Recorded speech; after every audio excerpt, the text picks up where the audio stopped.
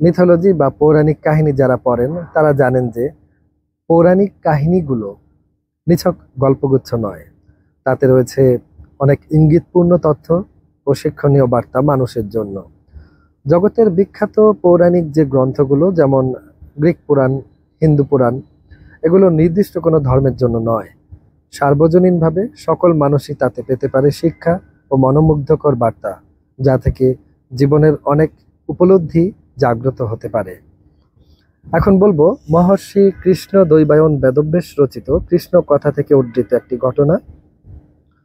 কুরু বংশের রাজা মহারাজা পরীক্ষিত একদিন যাচ্ছিলেন, পথিমধ্যে তিনি দেখতে পেলেন অত্যন্ত বলশালী একজন লোক খুবই নির্দয়ভাবে বেদম পেটাচ্ছে একটি গাভীকে। মহারাজা পরীক্ষিত খুবই ক্ষেপে গেলেন। তৎক্ষণাৎ হাতে নাতে লোকটিকে ধরে ওনার সঙ্গে থাকা ধনুর্বাণ দিয়ে তাকে শাস্তি দিতে উদ্যত হলেন রাজা পরীক্ষিত। লোকটি অনুনয় করে বলল, মহারাজা, অনুগ্রহ করে আমাকে শাস্তি দিবেন না, আমি গাভীটিকে নিজ ইচ্ছায় মারধর করছি না, কালের নির্দেশে আমি এই কাজ করছি। মহারাজা বললেন, কালের নির্দেশে? তুমি এই অবলা একটি অবুঝ প্রাণীকে এভাবে মারছো, নিরীহ প্রাণীকে এভাবে মারছো, আবার বলছো কালের নির্দেশে? তুমি কে? তখন লোকটি বলল যে আমি কলি, দ্বাপর যুগের অবসান হয়েছে, কলি যুগের শুরু, আমি আপনার রাজ্যে এসেছি কলি যুগের সূচনা ঘটাতে। মহারাজা তখন গাভীটিকে দেখে জিজ্ঞেস করলেন, তাহলে এই গাভীকে?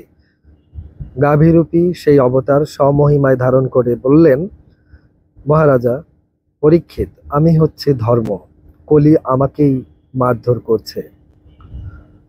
মহারাজা পরীক্ষিত দেখলেন যে ধর্ম যে গাভীর রূপ ধারণ করেছিল, সে গাভীটির আর কি 4টি পায়ের মধ্যে 3টি পা ইতিমধ্যে কাটা। মহারাজা পরীক্ষিত জিজ্ঞেস করলেন, এ কি ধর্ম, আপনার 3টি পা কেটেছে কি করে? ধর্ম জবাবে বললেন, মহারাজা, কলির আঘাতে আমি অত যন্ত্রণা অনুভব করছি না, যতটা যন্ত্রণা আমি পেয়েছি ইতিমধ্যে মানুষের বিভিন্ন অপকর্মের কারণে। আমার এই যে পা কেটে গিয়েছে অধর্মের কারণে, সেই অধর্মের কারণে আমি যন্ত্রণা অনুভব করছি ক্রমাগত।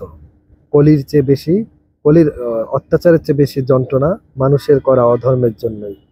তখন মহারাজা কলিকে বললেন যে তুমি আমার রাজ্যে থাকতে পারবে না, তোমাকে এখনই চলে যেতে হবে, তোমাকে না হলে আমি ভীষণ শাস্তি দিব। কলি বলল, মহারাজা অনুগ্রহ করুন, কালের নির্দেশে আমাকে আমার কাজ করতেই হবে, আপনি অনুগ্রহ করে আমাকে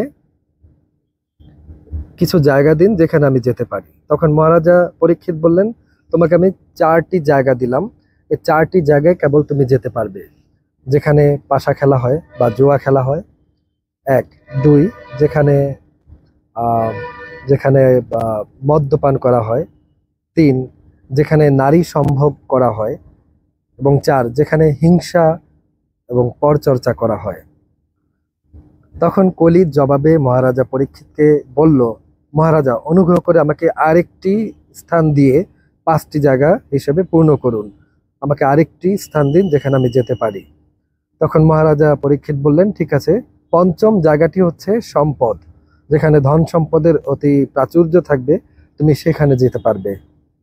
অতঃপর কলি মহারাজার থেকে এই 5টি স্থান পেয়ে অধর্ম করার জন্য বা ধর্মকে নাশ করার জন্য শক্তিপ্রাপ্ত হলো। মহারাজা পরীক্ষিত বললেন, যেখানে মানুষের বিবেক বিবেচনা বা বিচার বুদ্ধি আছে, যেখানে জ্ঞান আছে, শিক্ষা আছে, যেখানে মানবতা বোধ আছে, সেখানে কলি তুমি কোনো আঘাত করতে পারবে না, তোমার যুগের কোনো প্রভাব সেখানে কাজ করবে না। তো এই গল্পটা চমৎকারভাবে আমাদেরকে শিখায় যে শিক্ষা, উপলব্ধি, মানবিকতা, বিবেক বিবেচনা এগুলোই আসলে কলিযুগের অবসান ঘটাতে পারে। এই অধর্মকে আমরা যদি সমূলে হটাতে চাই, তাহলে আমাদের শিক্ষা দীক্ষা, মানবিকতা, জ্ঞান বিজ্ঞান এবং বিবেক বিবেচনাকে সদা জাগ্রত করার চর্চা করতে হবে। তবেই আমরা অধর্মকে রোধ করে কলিযুগের অবসান ঘটিয়ে সত্যযুগের সূচনা করতে পারবো।